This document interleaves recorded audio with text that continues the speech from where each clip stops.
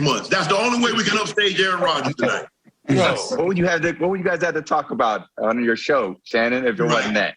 But Tom, I got to win some juice. Skip's always got my back, and then I turned you, and I'm like, why is he always, hold on, that's my guy. Always betting on the Patriots. I've been trying to win some due. He always betting on you and the Cowboys. So the only way I can win some due is to bet against you. And I built a swimming pool full of due because I've lost. I've lost like 30 cases in the last playoffs because I picked against you every game, and you won every game. And you said Skip wrong, Tom. You said Skip. It's Skip. It's not Skip. Hey, Kevin, you ain't gonna talk about my boy like you're not gonna do that. It's Skip. Get him, Prime. Get him. Okay, Shannon, I'm going to deal with you in a bit. Skip, I see you grinning over there. What do you make of all this? Shannon Sharp, thanks to you, I just experienced the most rewarding moment of my entire career. Tom Brady watches Undisputed.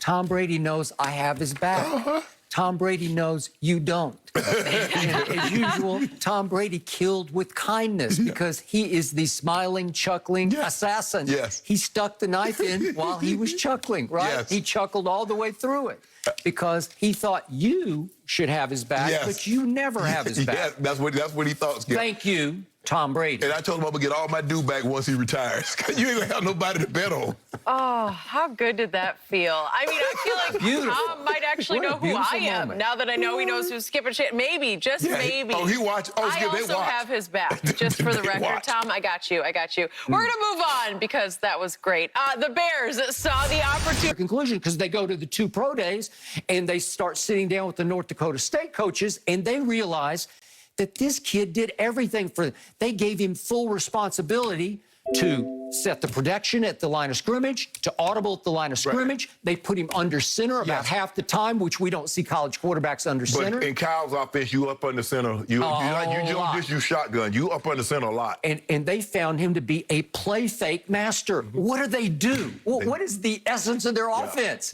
It's misdirection play fakes. Where they catch you off guard with their run game and they just run you out of the stadium. Is that not right? Yeah. Okay, well, can he not run the football? He is a gifted runner of the football. Right. I'm not saying he's Michael Vick or Lamar in speed, but he's a 4.5, so it's plenty fast enough. And he has very easy sort of pickup speed. He can hit top speed very quickly. Right. He's got a bigger arm than Mac Jones. He's a much bigger man than Mac Jones. Yes. He's much stronger in the pocket than Mac Jones. And in the end, Belichick sat at 15, and I'll give him props for that because he didn't spend anything to go up for Justin Fields, as there are many runaway reports about.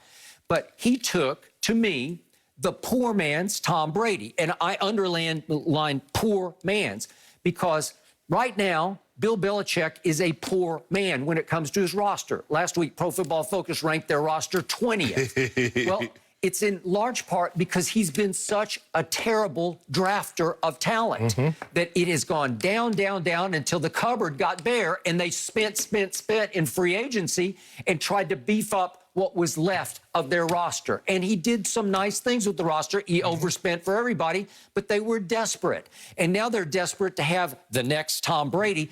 And I feel sorry for Mac Jones. And I do think he's a tough kid because he chose to go to Alabama when they did have Tua and they did have Jalen Hurts.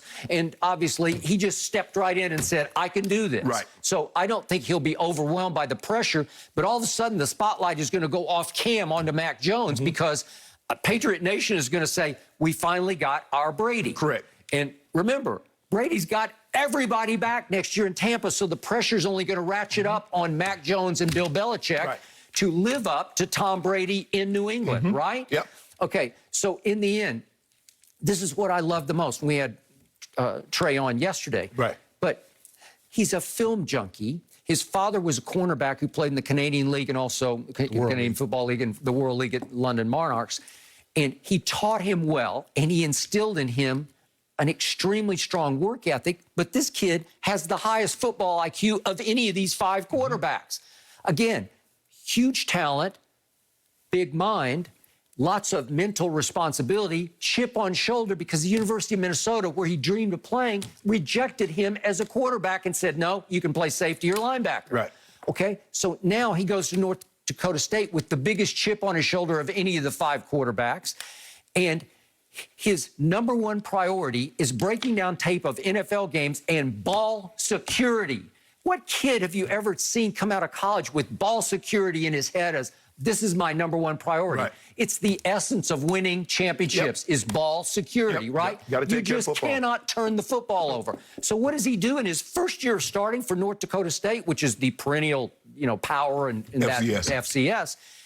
He goes 28 touchdowns to 0 interceptions, and they go 16-0 and win the national championship.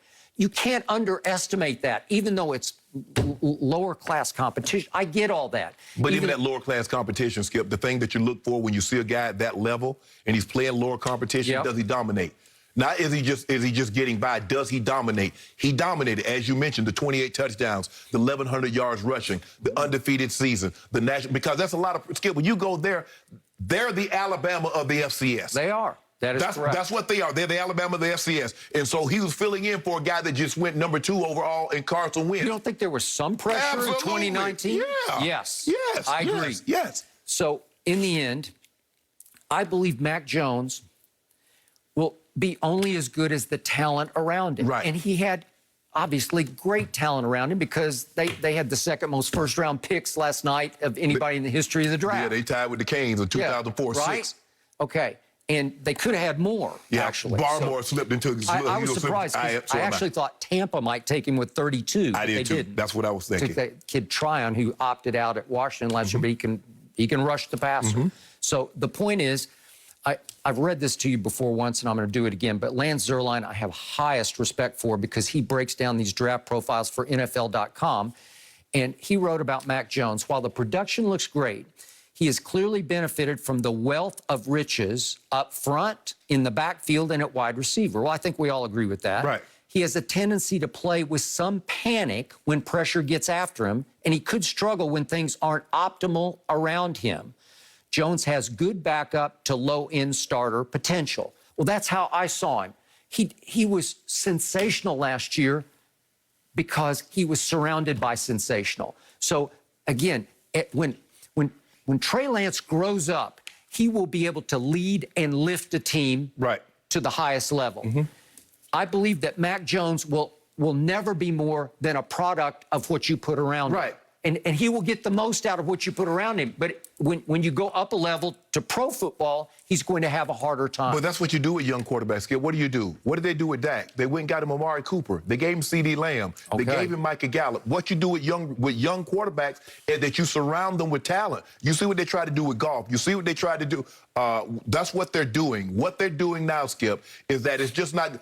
Only Tom Brady, for the longest time, could do more with less. And even Tom, as he started to age, what did he say? Even I can't do anything with this. Let me get my butt down to Tampa. Get with Mike Evans. Get with Chris Godwin, Cameron Brate. The truth is, that's all you need to know about what happened to Belichick.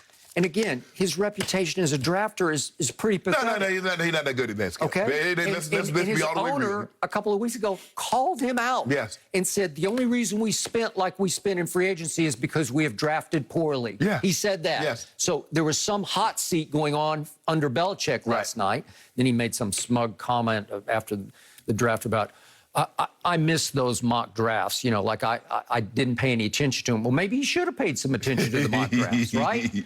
So was I surprised that Mac Jones fell to 15? Not at all, because if it hadn't been reported that the Shanahans were interested in him at 3, I don't think anybody would have supposed that anybody would be interested until Belichick or maybe the Bears. Well, we knew that we had a strong suspicion, Skip, that if it didn't go to Kyle at 3, he was going to probably be there for Coach Belichick at 15. Because nobody, no one else seemed to was in the market for a quarterback. Now, the Bears, I think the Bears surprised some people moving up from 20 to 11 to get Justin Fields. So, but I don't think anybody thought all those guys basically 4 to 14, somebody in that range need